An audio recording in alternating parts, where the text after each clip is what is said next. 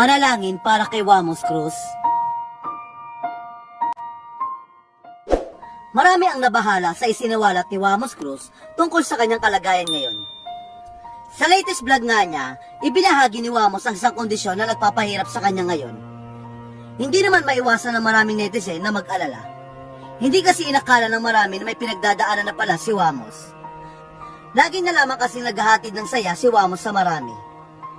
Pero wala ang kaalam-alam ang lahat na sa likod pala ng bawat ngiti ni Wamos sa harap ng kamera ay may matindi siyang pinagdadaanan. Ito nga ay may kinalaman sa kanyang mata. Lumala na nga ang kondisyon sa mata ni Wamos. Kaya naman, minabuti niya kumonsulta na sa mga espesyalista. Pinayuhan naman si Wamos na agad na magpa-opera.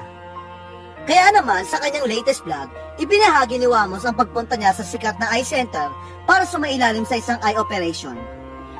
Hindi naman mapigilan ng maraming netizen na mangamba sa kalagayan ni Wamos.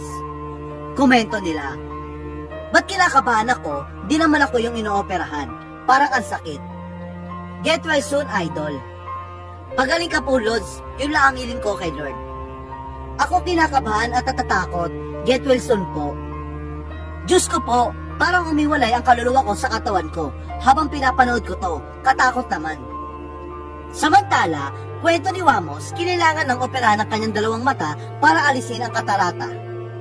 Sa mga hindi nakakaalam, ang katarata o katarak ay isang kondisyon kung saan may namumuong cloudy o blurry spot sa lente ng ating mga mata.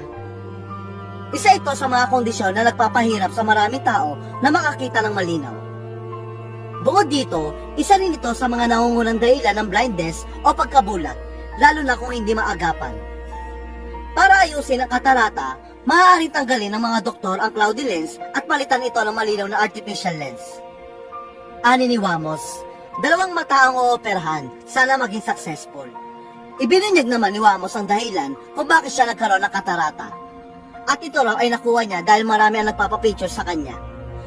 Tumatama raw kasi sa kanyang mata ang flash ng camera ng mga nagpapapicture sa kanya, dahilan kaya lumabo ang kanyang mata. Ayon pa kay Wamos, dahil sa kanyang kondisyon kaya lagi siyang nakasalamin at hindi na nakakapag-drive tuwing gabi. Ani ni Wamos, kaya lagi ako nakasalamin kasi nakuha ko yung katarata ko sa flash. Di ba marami nagpapapicture sa akin? Yung mga flash ng camera nila sumasalpak sa mata ko, so doon siya naging malabo. Hindi na ako nakakapag-drive ng gabi, muntik ako makabangga kasi sobrang labo.